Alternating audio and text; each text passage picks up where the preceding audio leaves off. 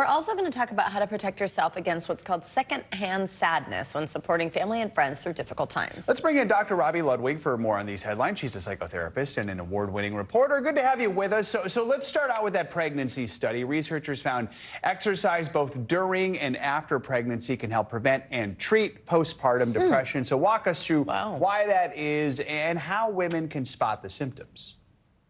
So the studies are very significant, and what they found was that women who exercise 3 to 4 times a week, from breaking a sweat, a little aerobic, 35 to 45 minutes, actually fared better in terms of their emotional and physical well-being, in terms of feeling more emotionally stable, getting better sleep, keeping their hormones in check.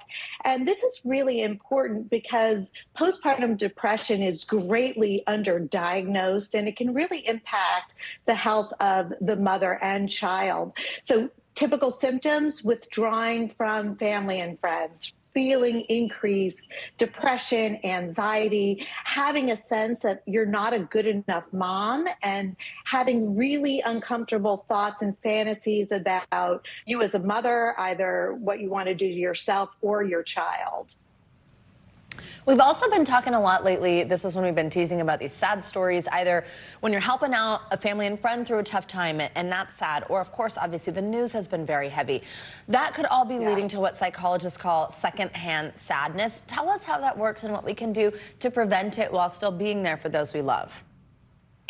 Well, we are designed to plug into those around us, especially those we care about. And whenever you feel a sense of empathy or sympathy, that's really plugging into those around you and experiencing their emotional state. As therapists, we call this an emotional induction.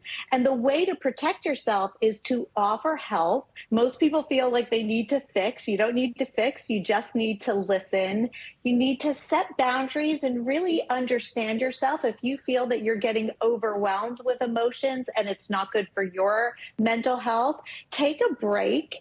Ask your friend or family members what you can do that you feel would be helpful. And those are really great starts to be available yet protect your emotions at the same time. One more thing to talk about. Hey, remember how at the beginning of the year you made all those resolutions? How are those going for you right now? How are those going for you right now in December? So we're going to start thinking about that again with the new year upon us. Many of us struggle sticking with them. So how can we actually create healthy habits that we're actually going to keep longer than a week or two? Yeah, well, it's all about following the plan. And you want to think about, what goals do you have for yourself that would make you a better person, turns you into the person you want to be. You have to get used to feeling uncomfortable as you're making new habits that are in your best interest. And it's really about sticking with the plan, because many people rely on motivation, which really is not sustainable. Sometimes we'll feel motivated, sometimes we're not.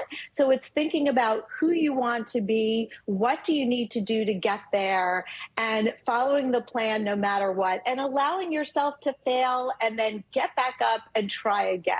That is the key. When you get off track, sometimes you think, I'm not going to do it. It's okay. You made a mistake. Get back. I'm like an all or nothing. But if you're all, that doesn't last very long. It's tough. Yeah, it makes it tough. So then I go to nothing. Some good advice, Dr. Robi Ludwig, as always. Thanks for joining us.